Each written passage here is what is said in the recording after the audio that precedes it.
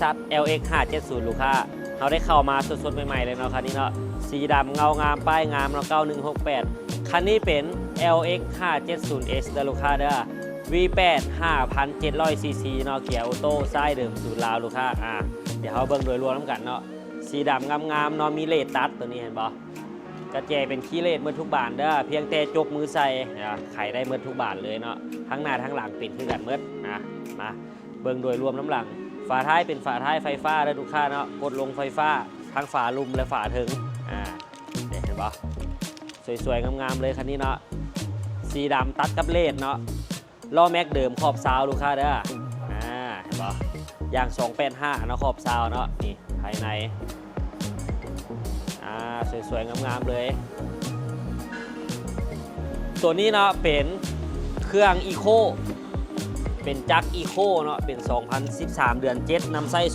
2014เป็นมีอีโคเนาะมีแคบตัวนี้เด้คันหลายคนลินรถที่เคยใส่เล็กซัสมาหลากหลายรุ่นน่าจะฮู้เนาะเพราะว่าถ้าเป็น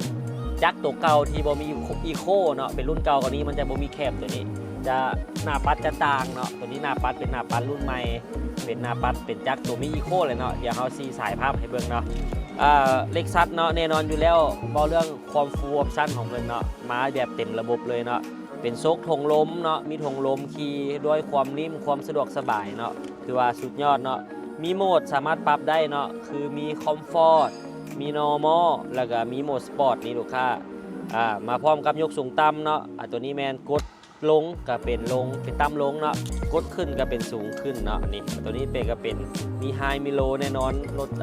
SUV ขนาดใหญ่แบบนี้แมนแลนซีโร่ฟูลไทม์เนาะแต่ว่าเขาสามารถเป็นแลนไฮกับแลนโลเนาะคันว่าติดลมนักติดอย่างแมนเขาต้องได้ใส่โลเนาะมาพร้อมกับเบาะอุ่นเบาะฮ้อนเบาะเย็นเนาะปรับเปลี่ยนได้ตามสะดวกสบายเป็นเกียร์ออโต้ลูกค้าปุ่มสตาร์ทเนาะเดี๋ยวเขาเบิ้งด้านหลังน้ำกันอีกเพื่อนึง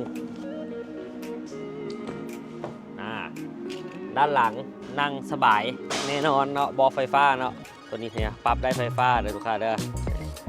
มีหัวหมอนเป็นจอเนาะสามารถใครที่ต้องการใช้งานก็ถือว่าใช้งานได้เนาะโดยส่วนตัวแล้วใช้ให้งาม เพดานงามๆเลยลูกค้าเด้อตัวนี้จะเป็นฟูลรีวิวแล้วสีเบ้ายาวแน่หน่อยนึงเนาะปรับแอร์ปรับอย่างได้ตามสบายอยู่ด้านหลังนะด้านหน้าจะแยกโซนกันเด้อมาเบื้องด้านหลัง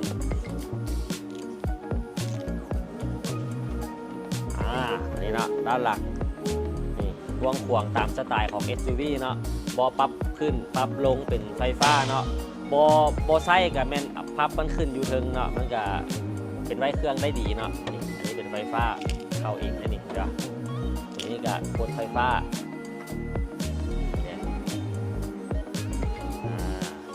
มาเบิ่งด้านนี้นำกันอีกน้อยหนึ่ง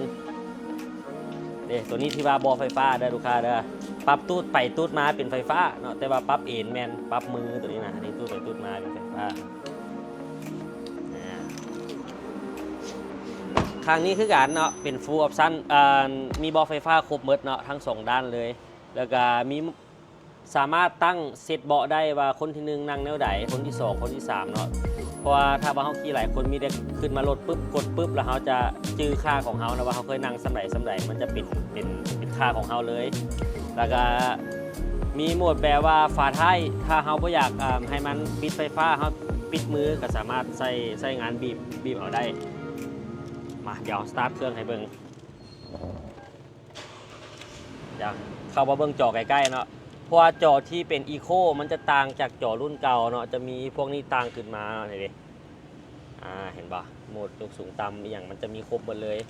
เดี๋ยวใครเบิ้งห้องเครื่องให้เบิ้งอีกบัตรหนึ่ง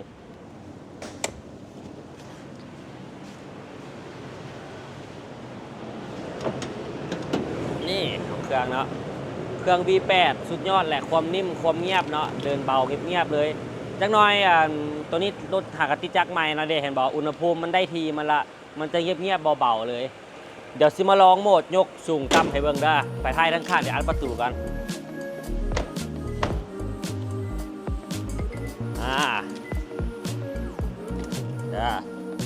ตัวนี้เขาจะทดลองโหมดยกสูงต่ำเนาะอันนี้มันอยู่โหมด N เนาะก็คือว่าอยู่ในโหมดปกติเนาะกดปุ๊บเห็นปะมันจะเตี้ยลงตัวนี้นะเห็นปะเตี้ยลงปะ จังหน่อยเนาะไฟเพิ่นกระพริบดับอยู่จ่อแล้วล่ะเดี๋ยวเฮาสิยกขึ้นคืนปึ๊บตัวนี้หันเพิ่นกำลังขึ้นเด้อลูกค้าเด้อตอนขึ้นจะซ่าก็ตอนลงเนาะตอนลงจะลงว่าบาทหนึ่งเลย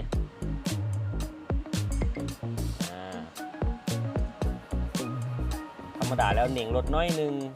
จะขึ้นไวก่อนตอนนี้กำลังขึ้นละเอาภาพมาใกล้ๆล้อก็ได้คันบ่เห็นความแตกต่างมันจะสนุดขึ้นนี่เอามาเบิ่งอยู่จอบัดนึงสิให้ลูกค้าเพิ่นเบิ่งกันนะเวลา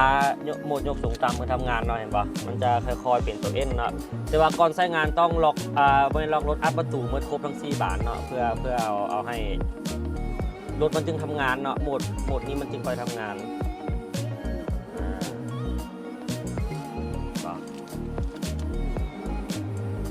อันนี้ขึ้นปกติละขึ้นตัวเอ็นละเฮาสิยูขึ้นเป็นตัวสูงสุดเห็นบ่ขึ้นบ่เป็นไฮตัวนี้นะขึ้นสุดเลยเอาไว้กันน้ำท่วมน้ำอย่างเนาะก็ถือว่ามีข้อดีพอสมควรตัวนี้จะขึ้นไปตัวสูงสุด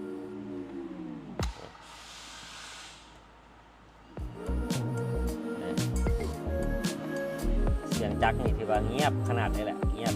สุดของรถแอดซังเนาะมี8เครื่อง5,700 ซีซีอันนี้โหมดสูงสุดละเวทเข้ามาเบิ้งทางในเบิ้งจะให้ลูกค้าเพิ่นเบิ้งจอ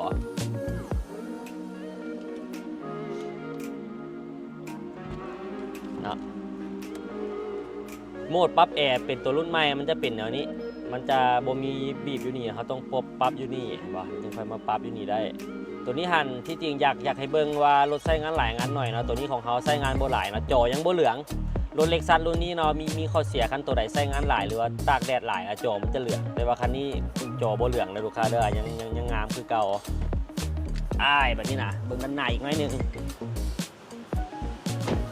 สูงขึ้นเลยนี่ตัวนี้อยู่โหมดไฮเนาะสูงสุดเลย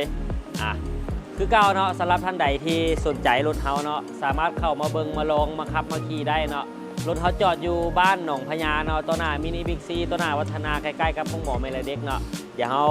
ไปมาซอกบันทึกเดี๋ยวเขาแปะข้อมูลการติดต่อได้เนาะการติดต่อไว้ให้เนาะหรือว่าติดต่อเข้ามาทั้งเพจของเขาได้เลยเนาะสำหรับท่านใดสนใจแม่นเข้ามาเบิ่งกันได้เลยได้ลูกค้าเด้อขอบใจ